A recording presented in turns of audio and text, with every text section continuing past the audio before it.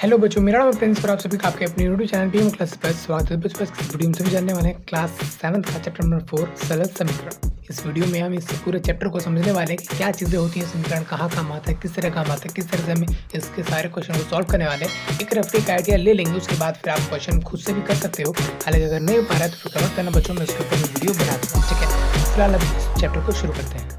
तो बच्चों, चैप्टर को समझने से पहले, स्टार्ट करने से पहले मैं आपको समझा देता हूँ कि चैप्टर का नाम क्या है। मतलब चैप्टर का नाम ही सिंपल सी बात है, सरल समीकरण। ठीक है, तो सरल मतलब क्या होता है? सिंपल, साधारण, है ना, इजी। ओके, तो सरल का मतलब तो आपको सबको पता है। क्या चीज़ सरल है यहाँ पर? समीकरण। अब समीकरण क्या होता है उसको आपको समझना पड़ेगा। जब आप इस चैप्टर को खोलोगे, अब बुक को खोलोगे, इसमें क्वेश्चन देखोगे तो क्वेश्चन किस तरह के मिलेंगे वो एक बार यहाँ पर लिख देता हूँ। मान लेते हैं यहाँ पर 5 है, x है, प्लस 3 है, बराबर में यहाँ पर मान लेते हैं 40 है।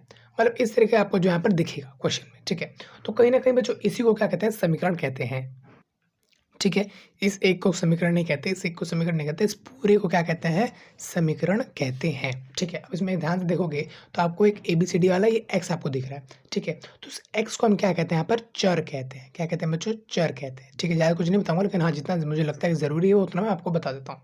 इसको बोलते हैं चर। ठीक है, अच्छा, जो यहाँ पर गिनती का भी दिख रहा है आपको, है ना, ABCD के अलावा यहाँ पर गिनती का भी आपको दिख रहा है, उसको हम कहते हैं अचर। क्या कहते हैं बच्चों? उसको हम कहते हैं अचर। कुछ इस तरीके से आपको दिख रहा होगा यहाँ पर। ठीक है, गिनती वाली जितनी भी हो गई, जैसे कि 2, 3, 1, 0, माइनस का 35, कुछ भी हो सकता है, कितना भी बड़े-बड़े गिनती है, कुछ भी हो सकता है। ठीक है, इनकी बात कर रहा हूँ। अच्छा, चर बोले तो ABCD वाले में से कुछ भी होता है। A हो सकता है, B हो सकता है, C हो सकता है, Z तक हो सकता है। बड़े ABCD में से भी हो सकता है, छोटे ABCD में से भी हो सकता है। ठीक है, तो ये दोनों मिलकर जो है यहाँ पर आपस में क्या करते हैं? इन दोनों का आपस में हम जमा करवाते हैं, है ना, जमा होता है आपस में, घटा होते हैं, गुणा होते हैं या फिर भाग होते हैं, तो कहीं न कहीं ये बनता है। ठीक है, अब इस पूरे को क्या कहते हैं? सरल समीकरण। अच्छा, केवल इन दोनों को आपस में जोड़ दूंगा, घटा कर दूंगा, गुणा कर दूंगा, भाग कर दूंगा, तो क्या सरल समीकरण कहलाएगा? मतलब कि अगर मान लो यहाँ से मैं एक उठाता हूँ a और जमा कर देता हूँ यहाँ पर, ये जमा का निशान लगा के 2, तो क्या ये एक समीकरण है? नहीं बच्चों, ये समीकरण नहीं है, क्योंकि समीकरण के लिए ये भी जरूरी है कि बराबर का निशान हो। ठीक है, अगर ये जो क्या नाम ABCD वाला ये नहीं हुआ, सिर्फ इतना ही हुआ, जैसे मान लो 2 जमा 3 बराबर 5, इतना भी हुआ तो ये समीकरण कहलाएगा। ठीक है, ज़रूरी नहीं है ABCD हो, लेकिन अगर ABCD होता है तो हम इसको कहेंगे बीजीय समीकरण। ठीक है, बीजीय समीकरण समझ रहे हो ना मेरी बात को? बीजीय समीकरण, उसमें अगर उसमें ABCD वाला आ गया तो। ठीक है, अच्छा, ये जो सिंपल वाली बात, ये तो बच्चे वाली बात है, हम बीजीय समीकरण की ही बात करने वाले मेन। मतलब ऐसा कुछ जिसमें A भी होगा। ठीक है, समझ में आ रहा है? ओके, अच्छा, एक और चीज़, तो फिर इसको क्या कहेंगे? अगर मान लो यहाँ पर A है, प्लस में 2 है और तो बराबर नहीं है, तो इसको फिर क्या कहेंगे भाई? सिंपल सी नाम है बच्चों को, इसका कहते हैं हम व्यंजक। ज़ाहिर-सी बात है, आपने खाने बनाने वाला व्यंजक देखा होगा ना? हाँ, उसी को कहते हैं यहाँ पर व्यंजक। सेम यहाँ पर मैथमेटिक्स में व्यंजक ये होता है जहाँ पर एक चर और एक अचर, यानी कि ABCD वाला और एक गिनती वाला मिलकर आपस में व्यंजक बनाते हैं, और इसके बारे में हम चैप्टर 12 बीजीय व्यंजक में पढ़ेंगे। ठीक है, ओके, वेरी गुड। अच्छा, अब क्या होता है ना यहाँ पर कि अगर मैं इन दोनों को जमा करूँ, यानी कि एक चर को एक अचर को जोड़ूँ, तो कुछ ऐसे जोड़ूँगा। A जहाँ मैं यहाँ पर क्या ले लूँ, मान लेता हूँ 5 ले लेता हूँ। ठीक है, A जमा 5 कुछ ऐसा दिखेगा, A घटा 5 कुछ ऐसा दिखेगा, लेकिन A गुणा 5 कुछ ऐसा नहीं दिखेगा, A भागे 5 कुछ ऐसा नहीं दिखेगा। फिर वो कैसे दिखेगा भाई? उसको यहाँ पे ध्यान से देखो, यहाँ पे ध्यान से। A गुणा 5 5 A दिखेगा, और A भागे 5 A बटे 5, इस तरीके से कुछ आपको दिखेगा। ठीक है, समझ में आ रही है मेरी बात को? कि मतलब कोई चीज़ आपस में जमा है तो उसको ऐसे लिखते हैं, घटा है तो कुछ ऐसे लिखते हैं, अगर वो दोनों आपस में गुणा है तो उसको ऐसे पास में सटा के लिखते हैं। ठीक है, एक गिनती वाला हो और एक ABCD वाला, मतलब एक चर और एक अचर, आपस में जब गुणा होंगे तो वो आपस में सट के खड़े रहेंगे, और इसका मतलब ये है कि गुणा हो रहा है वो। ठीक है, अच्छा, भाग हो रहा है तो 1 बटे के ऊपर रहेंगे, पता है ना? ऐसे बटे और निशान का मतलब होता है भाग, नीचे वाला ऊपर वाला से भाग दे रहा है ना? ठीक है, अच्छा, मान लो A और I आपस में गुणा है, तो A और A गुणा है तो A कितनी बार गुणा हुआ? A से A गुणा हुआ, A से 2 बार, तो कुछ इस तरीके से बता देंगे। अच्छा, A गुणा हुआ मान लो B से, तो कैसे दिखाएंगे भाई? A अगर गुणा हुआ है B से, तो मैं कह दूंगा यहाँ पर AB, कुछ इस तरीके से AB ले दूंगा। ठीक है ना? अच्छा, 5 गुणा में A है तो क्या लिखूंगा? 5A। आपको यहाँ पर ना दिख रहा हो तो यहाँ पर मैं वापस से लिख देता हूँ 5A, कुछ इस तरह से यहाँ पर हम लिखने की कोशिश करेंगे। ठीक है, तो ये जो आपका चैप्टर है, ये यहाँ पर एक सरल समीकरण यानी कि ये समीकरण है, इसके बारे में बताना चाहता है और बताना क्या चाहता है वो देखिए। इसमें बस ये बताना चाहता है कि भाई क्या होता है, किस काम आता है, कैसे सॉल्व करते हैं और कहाँ-कहाँ इसका इस्तेमाल होता है, ठीक है। तो भाई क्या होता है समीकरण? चर के जमा, घटा, गुणा, भाग से बन करके व्यंजक बनता है और व्यंजक में अगर हम समता यानी कि बराबर का निशान लगा देते हैं, तो बराबर कुछ साइड भी तो कुछ होगा ही ना, तो कुछ साइड भी कुछ होगा, इस साइड भी कुछ होगा, तो अब ये पूरे को क्या कहते हैं? सरल समीकरण कहते हैं, ठीक है। अच्छा, बड़े-बड़े, मुश्किल-मुश्किल, टफ-टफ समीकरण भी आएँगे अगली कुछ क्लासों में, मतलब कि 8वीं, 7वीं, 9वीं, 10वीं में। फिलहाल तो अभी सरल है, तो आप सरल सिंपल से सीखिए उसको, ठीक है। अब हम जानते हैं बच्चों कि इसको सिंपल कैसे कहते हैं, इसको हल कैसे कहते हैं। दरअसल ये जो एक क्वेश्चन है, आगे समझाता हूँ आपको कैसे। तो बच्चों अब तक तो आपने मैथ्स की भाषा में समझ लिया कि भाई समीकरण होता क्या है, कैसे-कैसे मिल करके बना होता है, ठीक है। अब हम इसको जो है रियलिटी में लाते हैं और समझते हैं कि भाई क्या चीज़ है ये समीकरण, ठीक है। समझते हैं अपनी रियल एग्जाम्पल की मदद से, ठीक है। यहाँ पे मैंने लिखा है सरल समीकरण का हल। अब जो समीकरण होगा उसको हम हल करेंगे, ठीक है। अच्छा, समीकरण जो होता है बिना एबीसीडी के भी होता है ना, तो पहले उसको मैं समझते हैं कि भाई उसका मतलब क्या होता था, ठीक है। फिर हम देखेंगे भाई एबीसीडी जब आ गया तब उसका क्या मतलब हो गया है, ठीक है। ओके, तो मैं यहाँ पे लिख सकता हूँ ना, यहाँ पर मान लो 3 जमा 1 और बराबर होगा 4 के। ये हुआ समीकरण। मतलब समीकरण क्या हुआ कि एक कुछ मिला तो किसके बराबर आया उसको मैं समीकरण कह रहा हूँ, है ना। गिनती वाला मिला इन दोनों की, इसके बराबर हुआ तो बराबर निशान डाल दिया। अब जब बराबर निशान आ चुका है तो मैं इसको कहूँगा कि भाई ये क्या है, यहाँ पर समीकरण है। हालाँकि ये व्यंजक समीकरण नहीं है, मतलब जो ऐसा समीकरण नहीं है जिसमें कि एबीसीडी हो, तो मतलब एबीसीडी वाले को व्यंजक समीकरण कहते हैं। उसके बारे में अच्छे से पढ़ेंगे, बट फिलहाल अभी मैं इससे आपको एग्जाम्पल बता रहा हूँ, सिखा रहा हूँ, समझा रहा हूँ, ठीक है। समझो आप। तो उसमें क्या होता है कि 3 जमा 1 हो गया है 4। ये तो हो गया 4। अगर ये मैं नहीं देता तो आप इसको जोड़ते और बता देते कि किसके बराबर होता है, 4 के बराबर होता। ठीक है जी, हाँ, बिल्कुल ठीक है। तो अब क्या हुआ ना कि मैंने कहा कि भाई ऐसा है कि मुझे कुछ पता है और कुछ नहीं पता है। मतलब मान लो यहाँ पर 3 सिंबल से मुझे पता है कि यहाँ पर 3 था। जवाब में क्या था मुझे वो नहीं पता, लेकिन इतना पता है कि बराबर में वो किया था तो 4 आ गया था। अब मुझे नहीं पता कि कितना जोड़ा था कि 4 आ गया। तो आपको तो पता ही है कितना जोड़ा था मैंने, 1 जोड़ा था, तभी तो 4 के बराबर आ गया था, ठीक है? तो समीकरण भी कुछ ऐसा ही है, मतलब कि उसमें भी ऐसे ही होगा 3 जमा में कुछ नहीं है, हमको नहीं पता है, तो हम इस जगह का नाम रख देता हूँ, खाली तो नहीं छोड़ूँगा। का नाम कैसे रखते हैं भाई, गिनती में कुछ लिख दिया 4, 5, 6 तो उसका तो कुछ मतलब हो जाएगा, अर्थ निकल जाएगा। तो मैं बड़ा-सा नाम ना के छोटा-मोटा नाम देता हूँ, ए, बी, सी ऐसे कुछ नाम दे देता हूँ, ठीक है? ए टू जेड तक मैं कुछ भी दे सकता हूँ अपनी मर्ज़ी से। आम तौर पे कॉमन सा नाम है एक्स, ठीक है? तो एक्स मैंने नाम दिया जगह का, बराबर होगा उस 4 के। तो ध्यान से देखा जाए तो अब मुझे क्या करना है कि भाई बराबर के इस तरफ अगर मैं एक तराजू का आप मान के चलो, तो आपको यहाँ पर जो है फ़ोटो दिख रही होगी तराजू की, तो उसमें यहाँ पर इमेजिन करना आप तराजू के एक तरफ यानी कि एक पल्ले में 3 जमा x है, यानी कि 3 है और साथ-साथ कुछ और है। 3 किलो है और कुछ एक और कुछ किलो है, हमको नहीं पता कितना है, ठीक है? उसपे कुछ नाम वज़न नहीं लिखा होता, ठीक है? उसपे पैकेट पर। दूसरी तरफ 4 किलो का कुछ चीज़ है, तो हमें पता है कि पूरा इस पूरे के बराबर, ठीक है? तो मुझे बताना है कि वो जो बचा हुआ चीज़ है ना, वो यहाँ पर ये जो है क्या नाम है x है, वो मुझे नहीं पता है, वो मुझे निकालना है कि वो कितना है, ठीक है? तो मैं क्या करूँगा कि भाई दोनों अभी तो बराबर है, ठीक है? तो मैं दोनों में से 3 किलो हटा दूँगा, ये वाला जो 3 किलो है ना, ये हटा दूँगा, इसमें से भी यह हटा दूँगा, ठीक है? तो जो यहाँ पर x बच जाएगा, वो भी अभी इसके बराबर होगा। ज़ाहिर-सी बात है, बेशक दोनों हल्के हो गए हैं, दोनों हल्के हो गए हैं या भारी हो गए हैं, लेकिन दोनों बराबर तो रहेंगे ना, क्योंकि दोनों तरफ से मैं हटा रहा हूँ एक चीज़ को, दोनों तरफ मैं एक ही चीज़ को डाल रहा हूँ वापस से, तो बराबर रहेंगे, ठीक है? तो इस तरफ से मैं 3 किलो हटा रहा हूँ, सेम इसी तरफ से भी मैं 3 किलो नाप करके हटा रहा हूँ। तो इस तरफ बचा x और इस तरफ बचा 1, मतलब कहीं न कहीं मुझे पता चल गया कि जो x है ना, वो 1 के बराबर होगा। तो मतलब कुछ इस तरीके से जो है इसको सॉल्व करते हैं और इसका मतलब कुछ ये था कि भई एक तरफ दूसरी तरफ के बराबर है, तो इसमें से हमको कुछ चीज़ें नहीं दी हुई हैं, तो हम कैसे निकालेंगे कि इन सबको जोड़ने पर वो चीज़ क्या थी, जिसका क्या ग्राम था, जिसको जोड़ने पर ये सर आ गया। इसको ही समीकरण कहते हैं और इसका इस्तेमाल हम करने वाले हैं, ठीक है? अभी आप इसको सॉल्व करना समझिए, ध्यान से समझिए वर्ड को, उसके बाद हम जानेंगे कि क्वेश्चन को भी कैसे सॉल्व करते हैं, ठीक है? अच्छा, यहाँ पे देखो ध्यान से, अब मैं इसको x मान लेता हूँ, तो भाई देखो मैंने यहाँ पे क्या था 3 किलो था ना, इधर भी 4 किलो था, ओके वेरी गुड। मैं क्या करता हूँ कि इससे 3 किलो है ना फालतू में, तो उसको हटाता हूँ, तो उसके लिए मैं माइनस का 3 लूँगा, ये तो प्लस का है ही, ठीक है? तो इधर भी तो माइनस का 3 लूँगा ना, दोनों चीज़ में से हटाऊँगा। हटाने का मतलब ये ऐसे कुछ मैथ्स में ऐसे करते हैं, ठीक है? तो 3 किलो से प्लस का 3 किलो कट गया है ना, खत्म हो गया, तो यहाँ पे क्या बचा x, ठीक है, बराबर 4 में से 3 गया तो यहाँ पर क्या बचा 1, तो x का मान 1 आ गया, मतलब x यानी जो चीज़ था ना वो 1 किलो के लगभग बराबर था, ठीक है? तो कुछ सिंपल तो कुछ इस तरीके से समीकरण का हल निकलता है, मतलब समीकरण का हल मतलब समीकरण यानी कि ऐसा कुछ सवाल होगा जिसमें x यानी कि कुछ ऐसा होगा, मतलब जिसमें x या y z कुछ भी हो सकता है। फिलहाल आपके सिलेबस में एक ही x है, तो बस मतलब कि आपके में सिलेबस में इतना ही है कि एक तराजू में एक ही चीज़ नहीं हुई, तो उसको कैसे सोच सकते हैं, कैसे निकाल सकते हैं, बस उतना ही आप में सिलेबस में है, ठीक है? उतना ही आपको पढ़ना है, ओके? तो कुछ इस तरीके से निकालेंगे और x का मान कुछ इस तरीके से निकलेगा। मतलब कोई भी समीकरण अपने आप में एक सवाल होता है और उसका उत्तर क्या होता है, उस x, y, z यानी कि ABCD का मान यानी कि हल, मतलब कि वो चीज़ कितना किलो निकलेगा। ठीक है, हमेशा आपको इस बारे में सोचना है कि भाई इसका मतलब ये होता है और ऐसे-ऐसे करना है हमको, ठीक है। लेकिन हर बार हर तरह के क्वेश्चन में ये सब मत सोचने लग जाना, गुणा भाग में तो खासकर कुछ चीज़ें ज़्यादा ही कॉम्प्लिकेटेड हो जाएँगे। फिर आप समझ जाइए ना कि जमा घटा कैसे हम कैसे करते हैं, क्या करते हैं, किस तरीके से सॉल्यूशन करते हैं। फिर वही चीज़ आप गुणा भाग में भी करना, ठीक है। Okay, very good. अब देखो यहाँ पे ध्यान से, आओ एक बार और तरीके से बड़े वाले क्वेश्चन को समझने और समझाने की कोशिश करते हैं। मान लेता हूँ मैं कि भाई ध्यान से सुनना, यहाँ पर यही सवाल है। मान लो यहाँ पे 3 जमा में 1 है बराबर में 4 है। तो अगर मैं दोनों तरफ 2 किलो जमा कर दूँ, इधर भी 2 किलो जमा कर दूँ, इधर भी 2 किलो डाल दूँ, तो अब कितना हो जाएगा?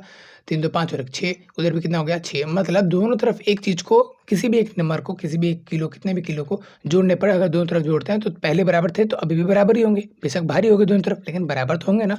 सेम ऐसे ही x वाले में भी है कि भाई साहब x जमा में 2 है बराबर, मान लो यहाँ पर 4 है। तो अगर मैं इधर 2 जोड़ूँगा तो इधर भी 2 जोड़ूँगा तो बराबर ही रहेगा। अभी भी वो क्या नाम है, पूरा इक्वेशन बराबर ही रहेगा। इक्वेशन के समीकरण समीकरण यही कहता है ना कि भाई ये इसके बराबर है ये। सेम यहाँ पर हमारा समीकरण क्या कह रहा था कि x जमा 2 जो है बराबर है 4 के। ऐसा हमें एक समीकरण कह रहा था पहले से। तो अगर दोनों तरफ जमा कर देते हैं 2 के तो बाद में भी तो बराबर रहेगा ना। मतलब वो चीज़ जो बराबर कह रहा है, बराबर का मतलब क्या होता है? दोनों चीज़ अभी भी बराबर है। अगर बराबर नहीं हो तो क्या होगा? ऐसा हो जाएगा कि भाई ये ज़्यादा हो गया, ये कम हो गया, या फिर ऐसा हो सकता है कि ये ज़्यादा हो गया, ये कम हो गया, लेकिन ऐसा तो है नहीं। 6 बराबर होगा 6 के। मतलब बच्चों मैं ये कहना चाहता हूँ कि पहले बराबर था, पहले ही कह रहा था कि इसके बराबर है। तो अब जब हम जोड़ रहे हैं तो क्या अभी भी बराबर होता है? हाँ, बराबर तो होता है। तो इसमें भी तो बराबर ही होगा ना। जब सिंपल वाले में बराबर होता है तो व्यंजक वाले समीकरण में भी तो बराबर ही होगा ना। तो 2 यानी जो 2 नंबर है उसको तो मैं 2 से जोड़ सकता हूँ। अरे 2 का 1 से कैसे जोड़ूँ भाई? x मुझे पता ही नहीं ना कितना है। तो x को छोड़ो, 2 को मैं 2 से जोड़ देता हूँ। तो ये हो गया 4 जमा में x और ये हो जाएगा 4 और 2 6। कुछ इस तरह से मैं जोड़ता हूँ, अभी भी ये बराबर ही होगा। ठीक है, अब हम जोड़ सकते हैं दोनों तरफ, तो घटा भी सकते हैं दोनों तरफ। थोड़ा लॉजिकल सोचो यार। आओ घटा के दिखाता हूँ। मान लो यहाँ पे 3 जमा 1, यही सेम यही एग्जांपल लेता हूँ कि सिंपल तो ऐसे होता है। अगर घटाऊंगा इसमें तो घटा का 1 इधर भी और घटा का 1 इधर भी, ये तो जमा का ही 3 है ना। तो जमा का 1 घटा का 1 दोनों कट गए और 3 यहाँ पर बच गया। सेम इधर क्या होगा, 4 में से 1 गया 3, तो इधर भी अभी भी बराबर। तो सेम ऐसी एक्स वाई जेड वाले क्वेश्चन में, फॉर एग्जाम्पल इसी क्वेश्चन में देख लेते हैं। x जमा 2 बराबर में 4 था, ये हमारा समीकरण था। ठीक है, तो इसमें भी अगर मैं घटा दो कर दूँ 2, इसमें घटा कर दूँ 1, मतलब इसमें भी घटा करूँ 1, इसमें भी घटा करूँ, तो अभी भी क्या होगा, बराबरी होगा। कैसे? सुनो, यहाँ पर 2 में से 1 घटा का था वो गया, तो यहाँ पर x जमा का 1 बचा बराबर में 4 में से 1 गया तो 3 बचा। तो अभी भी जो इसका x का मान निकलेगा ना, पहले के x मान से सेम निकलेगा, क्योंकि सेम ही क्वेश्चन है। मतलब दोनों तरफ हम जमा घटा कर सकते हैं अगर दोनों तरफ कर रहे हैं एक ही नंबर से। ठीक है, अच्छा नंबर किसी भी नंबर से करते हैं तो क्या फर्क पड़ता है, वो हम आगे बात करें सोल्यूशन में। लेकिन अभी सोचो लॉजिकल कि भाई दोनों तरफ किसी भी एक नंबर से गुणा जमा कर सकते हैं, भाग भी कर सकते हैं। जमा घटा मैंने कर दिखाया, अभी गुणा भाग के लिए थोड़ा सी जगह कम है, तो इसलिए गुणा भाग भी एक ही नंबर से दोनों तरफ हम कर सकते हैं। ओके, अब करना क्यों है यार गुणा भाग? देखो बच्चों ध्यान से यहाँ पर, है ना, मान लेता हूँ मेरे पास जो है एक क्वेश्चन है, 5 जमा में x बराबर होगा मान लेते हैं 15 के। ठीक है भाई, ठीक है, तो 5 मैंने को जोड़ा, अब 10 हो 15 बराबर। ठीक है, इतना तो आप लॉजिकल बता सकते हो कितना आएगा, बट मैथ्स में कैसे कर रहे हैं वो देखते हैं। ठीक है, क्योंकि बाद में जब मैं यहाँ पर मुश्किल को चलाऊंगा तो उसको भी आपको समझ में आएगा कि भाई तब कैसे कर रहे थे, तो वैसे यहाँ पर भी करेंगे। ठीक है, अब सुनो यहाँ पर कैसे करते हैं।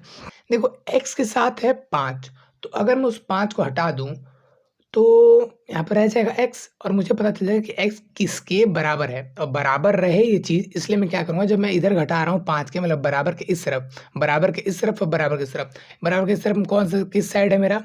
राइट हैंड है ना, दायां बोलते हैं शायद इसको, हाँ दायां हाथ की तरफ है ना। तो दायां हाथ अंग्रेजी में बोले तो राइट हैंड साइड, है ना। तो अगर बराबर के इस तरफ की चीज़ हो तो उसको कहते हैं राइट, आर से राइट, एच से हैंड और एस से साइड, राइट हैंड साइड यानी कि इस ओर। ठीक है, बस इस ओर, इस बताने को चीज़ को कहते हैं RHS। ठीक है, सेम ऐसे ही राइट ये हैंड है तो ये होगा लेफ्ट हैंड, तो left hand side, left hand की तरफ, है ना, LHS, left hand side. Okay, ये इस तरफ और इस तरफ बताने का ये मैथ्स में का, मतलब इंग्लिश में का एक ऐसा तरीका है, और कुछ है नहीं खास उसमें।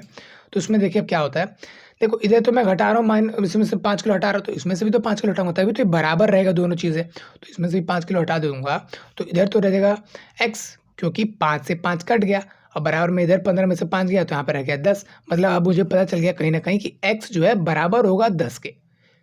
ठीक है, तो अगर क्या x 10 के बराबर होता तो क्या वो 15 आता? आओ चेक कर लेते हैं, इसको कहते हैं जांच करना। इस चीज़ को जो मैं करने जा रहा हूँ ना, इसकी वैल्यू यहाँ पर रख करके पुट करने जा रहे हैं। देखो इसको तो कहेंगे अब तक सॉल्यूशन करना कि हमने ऐसे-ऐसे हल निकाला। बताता हूँ 5 से क्यों घटा किया बताता हूँ। लेकिन अभी जाँच करके देख लेते हैं कैसे होता है। तो बच्चे यहाँ पर सवाल था हमारा कि 5 जमा x बराबर होगा 15 के। ऐसे ही हमारा कुछ सवाल था, ठीक है। हमने बताया कि भाई x जो है ना 10 x 10 के बराबर है। तो 5 तो सेम टू सेम x जगह अगर मैं 10 लिख दूँ तो क्या वो बराबर होगा 15 के? मतलब इस तरफ और इस तरफ बराबर होगा। आओ देख लेते हैं। 10 और 5 15 और उधर कितना था 15, ठीक है। तो अब यहाँ पर जो है बराबर हो चुका है, मतलब x जो है 10 होना था ताकि इधर को जोड़ने पर हमारा उसके बराबर आता, ठीक है। अच्छा, इस वैल्यू में मैंने यहाँ पर -5 क्यों किया? -5 इसलिए किया क्योंकि यहाँ पर प्लस का 5 था, उसको हटाने के लिए ले जाने के लिए तो मैंने उसका उल्टा किया। मतलब 5 जमा का था तो मैंने घटा का 5 लाया। अगर घटा का 5 होता तो मैं जमा का 5 लाता। गुणा का 5 होता तो भाग का 5 लाता। अब ज़ाहिर सी बात है यार, गुणा का 5 होगा तो 5 गुणा में x ऐसे नहीं होगा बच्चे, 5x होगा। फिर मैं भाग के लाऊंगा तो 5 ऐसे भाग लाऊंगा तो इधर से कट जाएगा, फिर x रह जाएगा।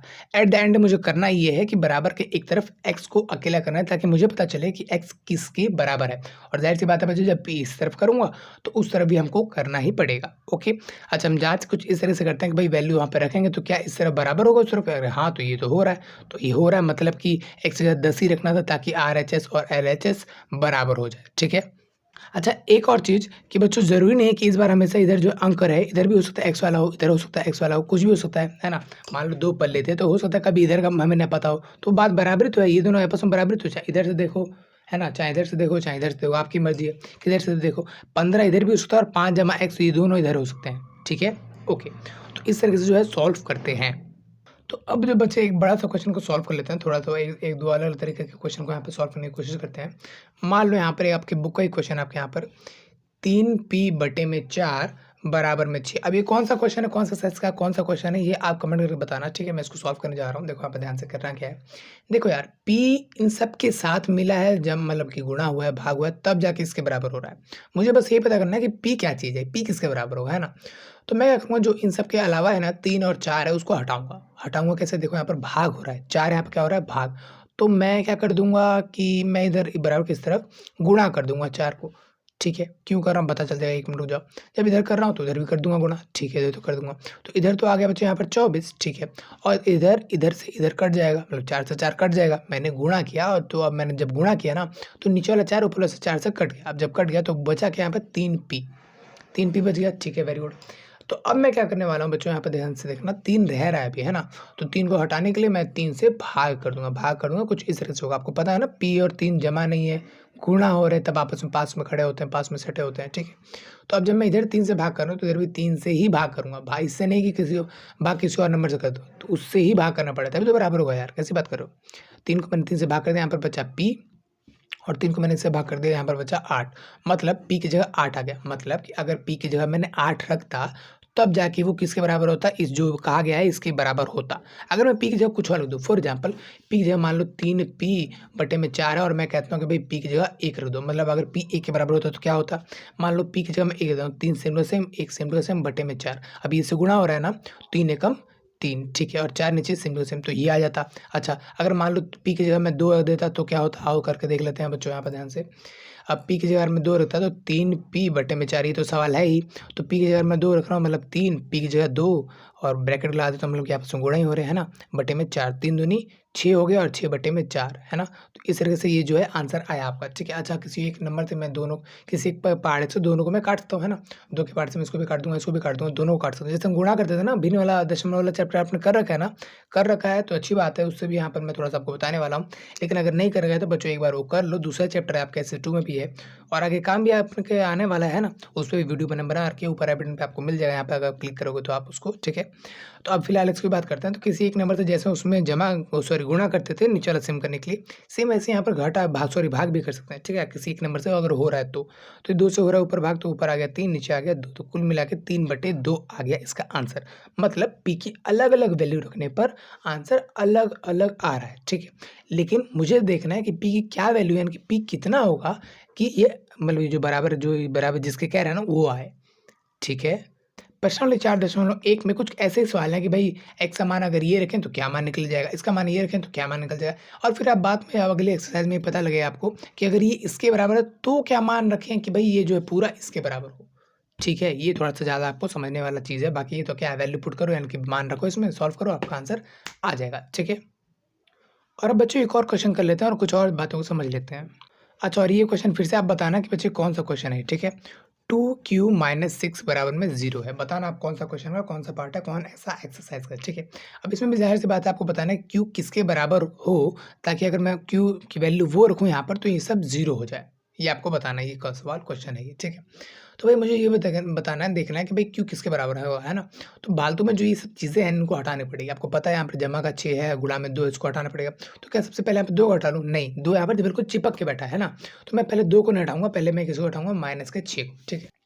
अब जो यहाँ पर माइनस का 6 है ना, 2q सेम का सेम, माइनस 6 सेम का सेम, ये माइनस 6 यानी कि 6 कम हो रहा है, तो 6 मैं इसमें जोड़ देता हूँ खुद से। तो जब इधर जोड़ रहा हूँ तो बराबर के उस तरफ क्या है 0, तो 0 में भी तो जोड़ूँगा ना 6, तो उधर तो हो गया 6 और इधर कितना हो गया? ये 6 से ये 6 गया, यहाँ पर क्या क्या बच गया? 2q, ठीक है? अब देखो यहाँ पर मुझे 2 तो चाहिए नहीं, तो 2 से मैं इसको भाग कर दूँगा, 2 से सिर्फ भागूँ ताकि 2 से 2 कट जाए और 1 आ जाएगा और 1 से q प्लस नहीं हो रहा है, मल्टीप्लाई हो रहा है, यानी कि गुणा हो रहा है और q से 1 गुणा होगा तो q ही आता है। ज़ाहिर-सी बात है बच्चे, 1 को मैं 5 से गुणा करूँगा तो कितना आएगा? 5 ही आएगा, मतलब वही नंबर आ जाती है। सेम ऐसे यहाँ पर आ जाएगा q और जब मैं इधर भाग कर रहा हूँ 2 से तो इधर भी भाग करूँ तो यहाँ से जो कट जाएगा तो ये आ जाएगा 3। तो ये एक और क्वेश्चन हो गया आपके बुक का, ठीक है? तो q कुछ इस तरह से होगा, मतलब आपके क्वेश्चन में जो करना है आपको एक-एक करके करना है, ध्यान से, कोई दिक्कत वाली बात नहीं है और जो ज़्यादा दूर है पहले उसको कर लो। मतलब जो जमा घटा में है ना, जो आपका अलग दिखते हैं, वही तो अलग दिखते हैं, बाकी गुणा वाले तो ऐसे हो जाते हैं और भागे वाले तो बटे में आ जाते हैं, वो भी चिपक जाते हैं कहीं न कहीं, ठीक है? तो उसको बाद में कर लेना, पहले इसको कर लो, उसके बाद आप वो कर सकते हो, ठीक है? अब जब हमने इसको समझ लिया है कि भाई कैसे इसको करते हैं कि भाई इधर भी कर देते हैं, उधर भी कर देते हैं, दोनों तरफ कर देते हैं, दोनों तरफ सिंपल करते हैं और कहीं न कहीं हमें देखो जो वेरिएबल है ना, यानी कि जो चर है उसको निकालना होता है, इसी वजह से यहाँ पे जो भी फालतू में चीज़ें होती हैं, वही चीज़ का उल्टा करते हैं ताकि इधर तो हो जाए, कट जाए, वो 0 बन जाए या 1 बन जाए और सेम वैसे ही उधर भी करना पड़ता है, तो उधर भी सॉल्व हो ही जाता है, ठीक है? अच्छा, इसका एक और तरीका है, एक और यहाँ पर मेथड है, एक और जानना पड़ेगा आपको, समझना पड़ेगा, ठीक है? इसी में आपको यहाँ पर समझाता हूँ, उसको कहते हैं स्थापन, स्थापन तरीका, ठीक है? यहाँ पे लिख देता हूँ।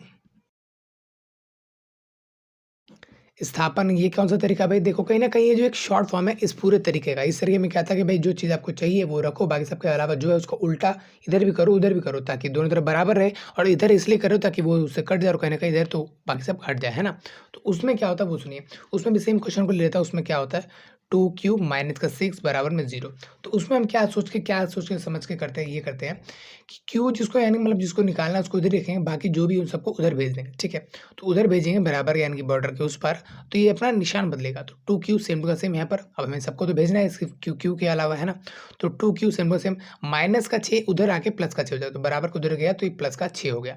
तो कहीं न कहीं देखोगे तो इसमें भी तो यही हो रहा है ना, मैंने उधर किया प्लस का 6 तो कहीं न कहीं वहाँ पे तो प्लस का 6 दिख रहा है और यहाँ पे प्लस का 6 किया तो कहीं न कहीं वो कट गया। तो ये स्टेप यहाँ पे लिखने की ज़रूरत नहीं है, इस वाले में देखो 2q बराबर में 6, ठीक है? कहीं न कहीं इसमें छोटा तरीका होता है, हालाँकि लॉजिकल ये ज़्यादा बेटर है, बट आपको लॉजिक थोड़ी ना लगाना है, आपको तो यहाँ पे सिंपल करना है, जल्दी से करना है, आसानी तरीके से करना है, ठीक है? तो इस वाले का इस्तेमाल करोगे, मैं यहाँ पर देखो 2 को भी उधर भेजेंगे तो q सेम टू सेम यहाँ पर बराबर में 6 वहाँ पर और 2 यहाँ पर क्या है मल्टीप्लाई में हो जाएगा, क्या हो जाएगा डिवाइड में, ऐसे हो जाएगा डिवाइड में, 2 को इससे डिवाइड कर दूँगा आ जाएगा 3। कहीं न कहीं यही प्रोसेस था, मतलब यहाँ पर करते थे 2 से भाग, तो यहाँ पे तो कट जाता था, लेकिन वहाँ पे जब करते तो वहाँ पे दिखता था कि भाई वहाँ पे बदलाव हुआ है उस नंबर में, ठीक है? तो स्थापन में क्या होता है, आपको यहाँ से स्थापन एक पूरे पद को, यहाँ से एक नंबर को पूरे को स्थापन करके वहाँ पे ले जाना पड़ता है, ठीक है? ऐसा ज़रूरी नहीं है कि इसी तरफ हो, ये बराबर को उस साइड हो सकता है और ये सब इस साइड हो सकता है, तो भी आप ऐसे ही करोगे कि भाई सबको इधर-उधर लाओगे, लेकिन q या mn या n या कुछ भी एबीसीडी वाला सब उधर ही रहेगा, बाकी सब इधर आ जाएगा और उस तरीके से आप इसको सॉल्व करना शुरू करोगे। और बच्चे आपके जो चैप्टर है ना समीकरण वाले चैप्टर में, जिसमें हम एबीसीडी वगैरह चीज़ों की मान निकालते हैं, कुछ ही हमने तरीका देखा, कुछ हमने देखा कि गुणा जमा कैसे उससे भाग होता है ना, वो सब हमने देख लिया। तो अब जब ये 2 एक्सरसाइज आप कर लोगे, पहले एक्सरसाइज में तो यही था कि बच्चे अलग-अलग वैल्यू पुट करने पर समीकरण का उत्तर अलग-अलग आता है, कि अलग-अलग मान करें तो मतलब ये पूरा चीज़ अलग बन जाएगा, ठीक है? दूसरे में तो ये था कि अगर हमें ये निकालना है तो इसका क्या मान रखें, है ना? अभी आपने देखा उसके बारे में। इसमें अभी आपने देखा यहाँ पर किस-किस तरीके से आप सिंपल तरीके से इसको कर सकते हैं। लॉजिकल ये है, इसको समझिए पहले, लेकिन इसको भी समझ सकते हो भाई सबको उधर ले जाना है, जो उधर जाएगा उधर बदल जाएगा, ठीक है? सब जब उधर जाएगा तो माइनस का निशान बदल जाएगा, यहाँ पर माइनस का 6 उधर जाके प्लस का 6 हो जाएगा। क्योंकि यहाँ पर मैं प्लस का 6 लाऊँगा तो ये तो हो जाएगा 0, वहाँ पे प्लस का 6 दिखेगा। सेम ऐसे ही गुणा का कोई चीज़ है यहाँ पर तो मैं भाग का यहाँ पे भी लाऊँगा, वहाँ पे भी लाऊँगा। तो सेम यही क्या करते हैं यहाँ पर कि जो यहाँ पर गुणा में हो रहा है वो उधर जाके हो जाएगा भाग में। अब देखो यहाँ पर 2 गुणा में हो रहा है, तो 2 जाएगा तो भाग में हो जाएगा। ये मत कहना कि भाई 2 जमा का है, तो 2 उधर जाएगा तो घाटा का 2 हो गया। ऐसा तो हो नहीं सकता, क्योंकि देखो 2 अपने आप में एक जमा का भी है, जमा का ही तो नंबर है, घाटा का नंबर है नहीं। लेकिन क्यू के साथ क्या कर रहा है वो आपको देखनी है। क्यू के साथ जिसका जो रिलेशन है उसका उल्टा होगा वहाँ पर। क्यू के साथ 2 क्या कर रहा है गुणा, तो वहाँ पे जाके क्या हो जाएगा उल्टा। ठीक है? और कोई रिलेशन संबंध नहीं देखना है, जो क्यू के साथ हो रहा है उसका उल्टा होगा वहाँ पर, और ये यहाँ से उठ जाएगा, हट जाएगा। ठीक है? कुछ इस तरीके से आपको यहाँ पर करना है, और अब जब ये आप कर लोगे, यानी कि आपका प्रश्नावली 4.1 और 4.2 आपसे हो जाएंगे। नहीं हो जाएगा तो आपको वीडियो देखना पड़ेगा। लेकिन उम्मीद है बच्चों हो जाएगा। आप अगर आपने ध्यान से पढ़ा होगा चैप्टर को, थोड़ा सा ध्यान वाली तो बात है ही, तो ध्यान से पढ़ा हो तो ये चैप्टर हो ही जाएगा। उसके अलावा यहाँ पर वर्ड प्रॉब्लम की बात कर लेते हैं बच्चों। वर्ड प्रॉब्लम में लास्ट टॉपिक रह रहा है, उसमें क्या समझना पड़ेगा आपको। मान लो एक आपके लिए जो है क्वेश्चन ले ही लेता हूँ मैं। तो बच्चों अभी कल परसों की बात है, मैं एक दुकान पे गया था। दुकान पे जाके मैंने कहा कि भैया मुझे ये वाला पेन दे दो, तो उन्होंने पेन दिया। फिर मैंने कहा कि भाई 5 रुपये मुझे कुरकुरा भी दे दो, तो उन्होंने मुझे कुरकुरा भी दिया। अब मुझे नहीं पता था कि कुरकुरा तो 5 का है, वो तो मुझे पता है, ठीक है, लेकिन पेन कितने का था वो मुझे पता नहीं। तो भाई मेरे लिए तो एक्स है, मुझे पता नहीं, तो मेरे टोटल जो है 20 रुपये लग जाते हैं। मतलब मैंने कुछ रुपए का पेन खरीदा था, उसमें 5 रुपए जो योग कर देता हूँ, है ना, योग माने जोड़ना, तो मेरे को प्राप्त होते हैं, मिलते हैं, परिणाम मिलता है, निष्कर्ष निकलता है, मतलब कि बराबर की उस तरफ क्या आता है वो चीज़। ठीक है? तो मतलब आपके पास प्रश्नावली 4.3 में वर्ड प्रॉब्लम आएंगे, यानी शब्दों में पहेलिया टाइप का पूछा जाएगा कि भाई ये इसका था, ये इसका था, तो बताओ ये कितना होगा। तो आपको क्या करना है, उसकी मदद से एक समीकरण बताना है। जैसे कि पहला ही क्वेश्चन है यहाँ पर, एक संख्या के 8 गुणे में 4 जोड़िए। तो एक संख्या मान लो हमको नहीं पता है, तो भाई मान लिया x 8 गुणा, अभी हमको नहीं पता है इसके साथ गुणा करें, तो जाहिर सी बात है ऐसे गुणा नहीं करते हैं बच्चों, बताया था मैंने, 8x हो जाता है। और वैसे भी 8 आगे रखते हैं, यानी जो गिनती वाला है वो आगे पीछे नहीं रखते, आगे रखते हैं। ये तरीका है बच्चा, अच्छे तरीके से। ऐसा कुछ भी जोड़ना है आगे पीछे कुछ भी लिख दोगे आप, कोई भी लिख देगा, ऐसे नहीं होता। ठीक है? तो 8 गुणा में हम क्या जोड़ना है, 4 जोड़ने पर आपको प्राप्त होता है कितना, 60। कुछ इस तरह से आप बनाओगे और फिर x का मान निकालोगे, यानी इसको ले जाओगे उधर, घटा का हो जाएगा, फिर 8 यहाँ पर तो हो जाएगा भाग का हो जाएगा। पहले इसको करना, उसके बाद इसको करना, आपका आंसर आ जाएगा, x का मान निकल आएगा, मतलब वो संख्या क्या थी वो निकल के आएगा। ठीक है? सेम ऐसे दूसरा क्वेश्चन है, एक संख्या का 1/5 घटा 4 संख्या 3 देता है, यानी कि बराबर को उस तरफ क्या होगा, 3 आएगा। इस तरीके जो है अलग अलग क्वेश्चन आपको समझना है, जानना है, और उसके बाद जो आपका पूरा क्वेश्चन होने वाला है। ठीक है? अच्छा, इतना तो पता है बच्चों, योग का मतलब जोड़ना होता है, विकलन मतलब घटा, गुणा मतलब गुणन मतलब गुणा होता है, विभाजन मतलब भाग होता है। ठीक है? तो कुछ उस तरीके से आपको होगा, उस पहेलियों को समझना है और आपको इसमें बदलना है, इस प्रॉब्लम में, समस्या में बदलना है कि भाई ये जो है इसके बराबर होगा। ठीक है? और इसकी मदद से फिर आपको जो यहाँ पर सवालों को हल करना है, यानी कि उस प्रश्न को हल करना है, तब आपको यहाँ पर उसको नंबर मिलेगा। ठीक है? हालाँकि इस बारे में बात हम बीजीय व्यंजक वाले चैप्टर, यानी चैप्टर नंबर 12 में भी करेंगे, उसमें भी समझेंगे, जानेंगे कि क्या चीज़ें होती हैं, और डिटेल्स उसको और अच्छे से पढ़ने की कोशिश करेंगे। तो वैसे इस वीडियो में तो फिलहाल इतना ही है। अगर आपको अगला वीडियो का लिंक चाहिए इंट्रोडक्शन का, तो आपको यहाँ पर डिस्प्ले पर, स्क्रीन पर मिल जाएगा, तो आप उसको भी जाकर देख सकते हो। लगभग मैं पूरी 7वीं क्लास की मैथ्स की 1 शॉट वीडियो, यानी इंट्रोडक्शन वीडियो मैं सबकी बना रहा हूँ, तो आप उन सबको चेक आउट कर सकते हैं, देख सकते हैं। ठीक है?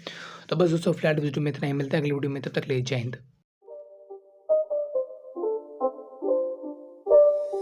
It's not a game, it's a rich thing.